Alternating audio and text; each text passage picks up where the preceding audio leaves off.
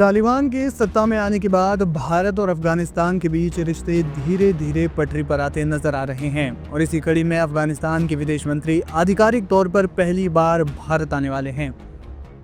आमिर खान मुत्तकी 9 से 16 अक्टूबर 2025 तक भारत की यात्रा पर आने वाले हैं। ये 2021 में तालिबान के सत्ता में आने के बाद काबुल से नई दिल्ली की पहली उच्च स्तरीय यात्रा होगी, जो क्षेत्रीय कूटनीति में एक महत्वपूर्ण मोड़ साबित हो सकती है। संयुक्त राष्ट्र सुरक्षा परिषद यानी यूएनएससी ने मुत्तकी पर लगे यात्रा प्रतिबंध में अस्थायी छूट दी है, जिससे इस यात्रा का रास्ता साफ हुआ है। जानकारी के मुताबिक 10 अक्टूबर को मुत्तकी भारत के विदेश मंत्री एस जयशंकर से मुलाकात करेंगे, जहां सुरक्षा, व्यापार और मानवीय सहायता जैसे मुद्दों पर चर्चा होने की उम्मीद है। भारत ने तालिबान सरकार को औपचारिक मान्यता नहीं दी है, लेकिन काबुल में अपनी तकनीकी टीम बनाए रखी है और लगातार संपर्क में है। ये यात्रा भारत की शांत कूटनीति का नतीजा है, जो पिछले सालों में चुपचाप विकसित हुई है। 2021 में अमेरिकी सेनाओं की वापसी के बाद तालिबान ने अफगानिस्तान पर कब्जा कर लिया था, जिसके बाद भारत ने काबुल से अपने राजनयिकों को वापस बुला लिया। हालांकि भारत ने अफगानिस्तान में अपनी विकास परियोजनाओं को जारी रखा, जिनमें $3 अरब से ज्यादा का निवेश शामिल है। इसमें स्कूल, अस्पताल और बुनियादी ढांचे जैसी परियोजनाएं प्रमुख हैं। तालिबान ने भी भारत को महत्वपूर्ण क्षेत्रीय साझेदार माना है और क्रिकेट जैसे सॉफ्ट पावर क्षेत्रों में सहयोग की इच्छा जताई है। आमिर खान मुत्तकी तालिबान के संस्थापक सदस्यों में से एक हैं। उन पर यूएन द्वारा यात्रा प्रतिबंध और संपत्ति फ्रीज की गई है। इस यात्रा के लिए यूएनएससी ने विशेष छूट दी, जो तालिबान को वैश्विक अलगाव से बाहर निकालने की दिशा में एक कदम मानी जा रही है। इससे पहले भी मुत्तकी भारत यात्रा का विचार कर रहे थे, लेकिन प्रतिबंध के कारण वो यात्रा स्थगित हो गई।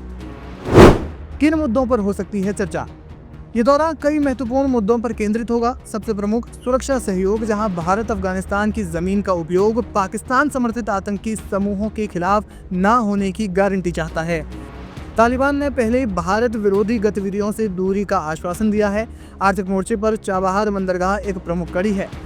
ईरान में स्थित ये बंदरगाह भारत को पाकिस्तान को बाईपास करके अफगानिस्तान और मध्य एशिया तक पहुंच प्रदान करता है। भारत ने चाबहार में $500 मिलियन का निवेश किया है और इसके जरिए अफगानिस्तान को 50,000 टन गेहूं, दवाएं और भूकंप राहत सामग्री भेजी है। ये यात्रा चाबहार के माध्यम से व्यापार बढ़ाने और मध्य एशिया के साथ कनेक्टिविटी मजबूत करने पर फोकस हो सकती है, जो चीन के ग्वादर बंदरगाह के प्रभाव को संतुलित करेगा। जानकार मानते हैं कि ये यात्रा पाकिस्तान के लिए झटका हो सकती है, जो काबुल पर अपना प्रभाव बनाए रखना चाहता है। भारत तालिबान के साथ संबंध बढ़ाकर चीन के अफगानिस्तान में खनिज संसाधनों पर बढ़ते प्रभाव को भी संतुलित करना चाहता है। जानकार मानते हैं कि ये दौरा दक्षिण एशिया के भू राजनीतिक समीकरण बदल सकता है। फॉरेन एक्सपर्ट्स के मुताबिक ये यात्रा न केवल द्विपक्षीय संबंधों को मजबूत करेगी, बल्कि क्षेत्रीय स्थिरता के लिए एक नया अध्याय खोल सकती है। जैसे जैसे तारीख नजदीक आ रही है, सभी की नजरें इस ऐतिहासिक मुलाकात पर टिकी हुई हैं।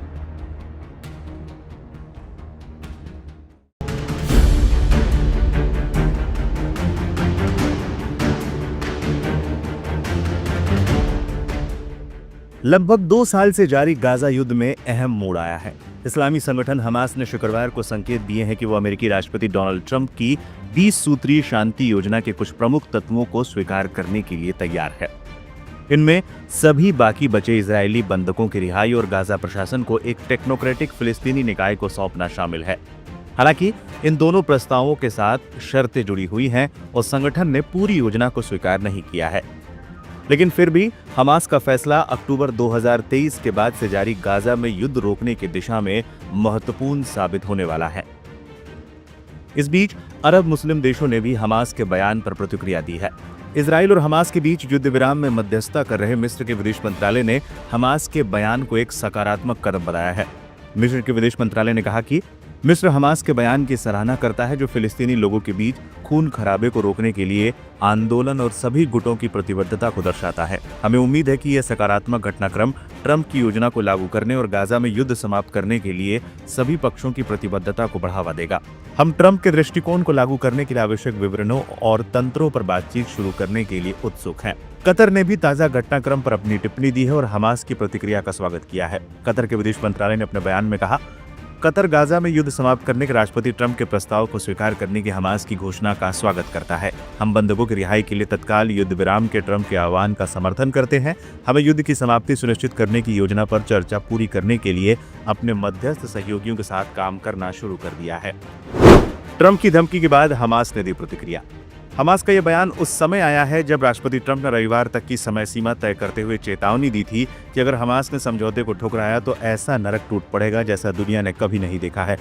ट्रंप ने शुक्रवार को सोशल मीडिया पर लिखा, अगर यह समझौता नहीं हुआ तो हमास पर अभूतपूर्व तबाही टूट पड़ेगी। किसी भी सूरत में मध्य पूर्व में शांति होगी। ट्रंप की योजना का सबसे विवादित पहलू है कि हमास अपने सभी हथियार पूरी तरह से जमा करे, लेकिन हमास की आधिकारिक प्रतिक्रिया में इस तरह का कोई उल्लेख नहीं किया गया है। हमास के वरिष्ठ नेता मूसा अबू मरजूक ने अल जजीरा को बताया, हम हथियार किसी भविष्य के फिलिस्तीनी निकाय को सौंपने पर विचार कर सकते हैं जो गाजा का संचालन करे, लेकिन यह फैसला फिलिस्तीनियों के बीच आम सहमति से होगा, बाहर से थोपा नहीं जाएगा। गाजा की सत्ता कौन संभालेगा? हमास ने कहा है कि वह गाजा का प्रशासन एक स्वतंत्र फिलिस्तीनी निकाय को सौंपने को तैयार है, बशर्ते वो राष्ट्रीय सहमति से बने और अरब और इस्लामी देशों का समर्थन प्राप्त हो। लेकिन ट्रंप की योजना के मुताबिक भविष्य में गाजा पर हमास का कोई प्रत्यक्ष या अप्रत्यक्ष नियंत्रण नहीं रहेगा। योजना में एक बोर्ड ऑफ पीस बनाने का प्रस्ताव है जिसकी सह अध्यक्षता ट्रंप और पूर्व ब्रिटिश प्रधानमंत्री टोनी ब्लेयर करेंगे। हमास ने इस विदेशी दखल को पूरी तरह से अस्वीकार किया है। हमास का कहना है कि गाजा के भविष्य और फिलिस्तीनी अधिकारों पर कोई भी निर्णय बाहरी रूप से नहीं थोपा जा सकता। संगठन चाहता है कि बातचीत में सभी फिलिस्तीनी गुट शामिल हो और समझौता राष्ट्रीय सहमति पर आधारित हो।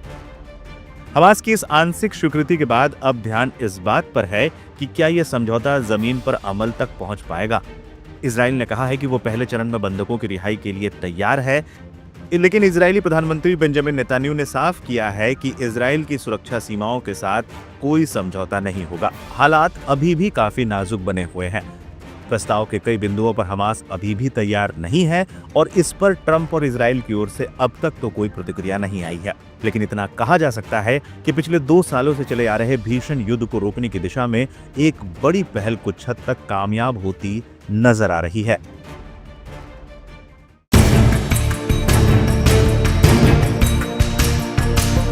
गाजा और इजराइल के बीच तनाव एक बार फिर तेज हो गया है। बीते 24 घंटे में हमास ने दूसरी बार इजराइल पर रॉकेट हमले किए हैं। तेल अवीव शहर को निशाना बनाया गया है, जहां देर रात रॉकेटों की बारिश से आसमान जगमगा उठा, जिसके चलते इजराइल में हड़कंप और अफरा तफरी मच गई है।